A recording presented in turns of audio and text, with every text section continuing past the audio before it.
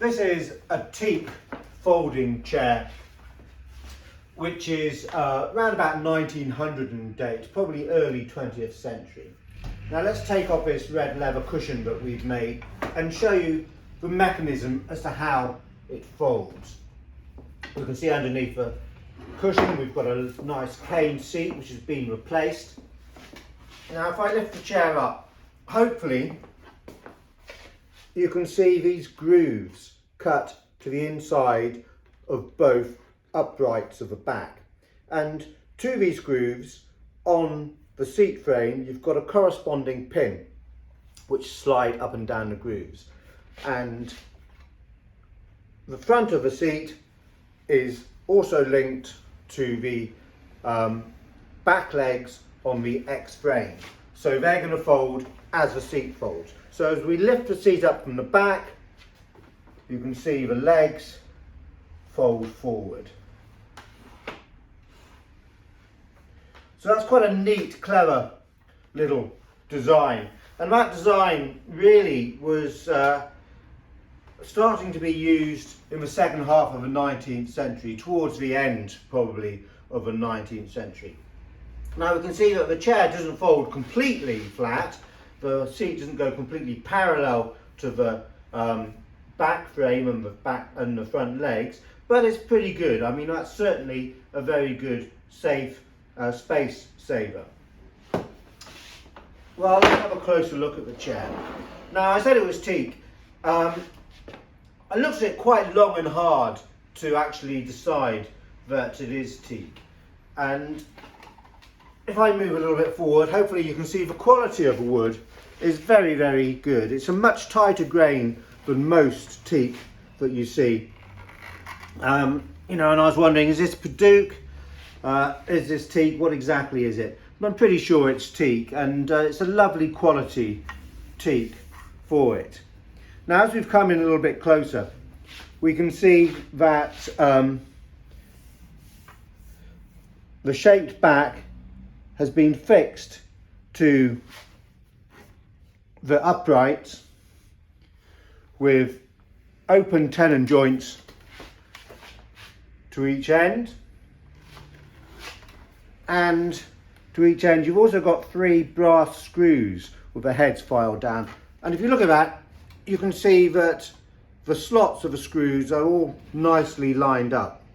Now when we see that, we know that the cabinet maker has actually cared about his job, and he's put the effort into small details like that, which is a great sign as to the overall quality of the chair. Now, you might also have noticed these 2 brass dome heads here, and this circular brass to the front of the chair. Now, when I first looked at this chair, I thought that this was probably going to have a number on it, and this might have been from a set of chairs, each numbered to this little plate here. But no, these are actually the heads of bolts. And if we look at the underside of the chair, we can see that the seat frame has got these 2 support bars, one at the front, one at the back, and they're fixed with these nuts, these great big chunky nuts to these bolts, and they've made a feature out of the brass onto the seat. And obviously the one at the front, you can't have it as a domed head because it's going to get in the way of you sitting down. And in fact, as we've got it looking at the back underside of the seat frame, you can clearly see from the colour of that caning that it's been replaced. Probably hasn't been done that long ago, but at least we know that we've got a nice strong seat, and it looks like it's been done very well. But the quite clean colour is a good indicator. We can also see that it's got some nice stretchers, and they've chamfered these stretchers just to give them a little bit of shape. Again, a nice little touch. And the stretcher to the front, which is going to be seen more,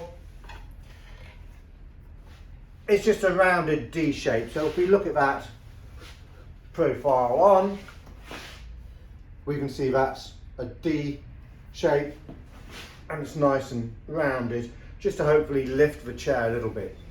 Well, this chair has been very well made. I've mentioned the open tenon joints, I've mentioned the screws that are all lined up. We can see on the seat frame we've also got open tenon joints, and also